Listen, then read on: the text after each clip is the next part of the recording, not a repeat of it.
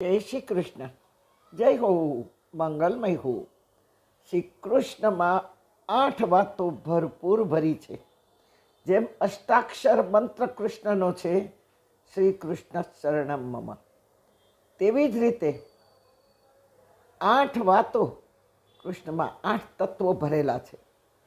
શ્રી કૃષ્ણ એટલે સરળતા, શ્રી કૃષ્ણ એટલે સહજતા, શ્રી કૃષ્ણ એટલે સમાનતા, શ્રી કૃષ્ણ એટલે રુજુતા, શ્રી કૃષ્ણ એટલે રંગીનતા, શ્રી કૃષ્ણ એટલે રસમયતા, શ્રી કૃષ્ણ એટલે સમર્પણતા અને શ્રી કૃષ્ણ એટલે સૌંદર્યતા. આ અષ્ટાક્ષર મંત્ર જેવા સદ્ગુણોનો ભંડાર, 24 અવતારનો અવતાર શ્રી કૃષ્ણ 10મા નંબરે કેમ છે? આ સવાલ કોઈએ પૂછ્યો નથી હજી સુધી કોઈને, પણ આજે આ જવાબ પણ રોમાંચક, રોચક અને ચોંકાવનારો છે. આવો સવાલ મને પૂછવામાં આવ્યો છે. કૃષ્ણને 10 નંબર પર રાખવાનું રહસ્ય સાથે મહત્વ શું છે? આવો સુનો, દિલ થામ કે સુનો. સૌથી પહેલું તો કૃષ્ણના પેટ નામો સમજી લઈએ. એ પણ 8 છે.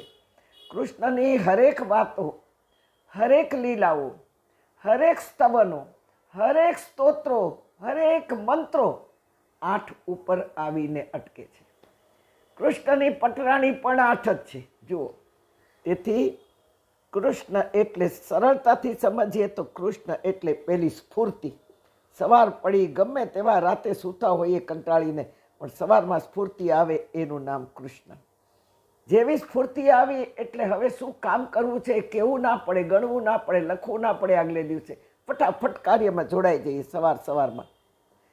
અને એ કાર્યમાં જોડાતા જોડાતા આપણને આનંદ આવે છે. ત્રીજું આનંદ. ચોથું જ્ઞાન. હા, ગીતા જેવું જ્ઞાન કહ્યું છે ભગવાન કૃષ્ણ. કારણ કે માનવો ઉપર પ્રેમ કર્યો છે, ગ્વાલ બાલ ગોપીઓ ઉપર પ્રેમ કર્યો છે, સાધુ એટલે સરળ અંતઃકરણ વાળાઓ માટે પ્રેમ કરીને અવતાર લીધો છે, પરિત્રાણ એટલે પ્રેમ કરવા આવ્યો છું એવું કહે ભગવાન. તેથી 5મું પ્રેમ, 6થું સત્ય, હંમેશા સત્યની પડખે જ ઊભા રહ્યા છે, પછી મામો હોય કે માસી હોય, ગમે તે હોય. 7મું મિત્રતા, કદી ગરીબડાઓ અને કદી જ મહી માખણથી દુર્ગંધ મારતી ગોપીઓની ચૂંદડીઓથી કદી મોઢું ફેરવ્યું નથી. પ્રત્યેકને મિત્ર માન્યા છે. અને ગીતામાં પણ પોતે કહ્યું છે કે હું મિત્ર જ છું. પ્રિયોસી મેં સખા ચેતી. એ કૃષ્ણ અર્જુનને કહી રહ્યા છે, શ્રી કૃષ્ણ, કે તું મારો મિત્ર છો. ને 8મું સમર્પણ. 3 રાજ્યો પગમાં, ગોકુળનું રાજ, મથુરાનું રાજ્ય મળ્યું, છતાં પણ સમર્પિત કરી દીધા. એક પણ રાજ્ય રાખ્યું નહીં. સમર્પણ. કૃષ્ણ સદાય 8 વાતોથી પરિપૂર્ણ જ છે, પણ આ પ્રકારની અનેક વાતોથી જે ભરેલો છે કે જે કોઈ જ દેવમાં નથી. પણ આવા 8 પગથિયા ચડ્યા બાદ જ કૃષ્ણ દર્શન થાય, કૃષ્ણ મળે, કૃષ્ણાવતાર સમજાય. તે પહેલાં 9 પગથિયે કઈ કઈ તકલીફો છે કે આપણને કૃષ્ણ દર્શન થતા નથી, આપણે કૃષ્ણને મળી શકતા નથી. આપણે કાચમાં છુપાયેલા કૃષ્ણને શોધીએ છીએ, આપણે પથ્થરમાં રહેલા કૃષ્ણને શોધીએ છીએ, આપણે પંચધાતુમાં રહેલા કૃષ્ણને બહાર કાઢવાનો પ્રયત્ન કરીએ છીએ, પણ હકીકતમાં કૃષ્ણ આપણી અંદર છે, પણ એ દેખાતો નથી. એનું કારણ શું છે એ પણ હવે મળી જશે હમણાં.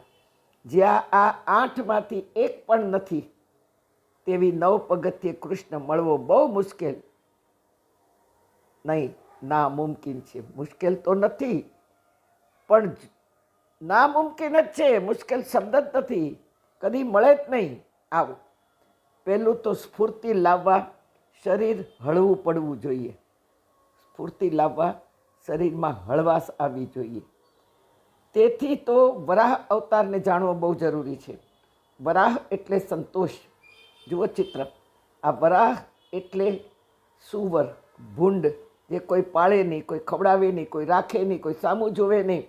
આવો ભૂંડ અવતાર વિષ્ણુ ભગવાને લીધો. વિષ્ણુ ભગવાનની નાભીમાંથી બ્રહ્મા પ્રગટ થયા. બ્રહ્માજીએ અનંત જીવો, પશુ, પંખી, વિવિધ રચનાઓ કરી. બાદ સ્ત્રી અને પુરુષ. સ્ત્રી એટલે શત્રુપા. હજારો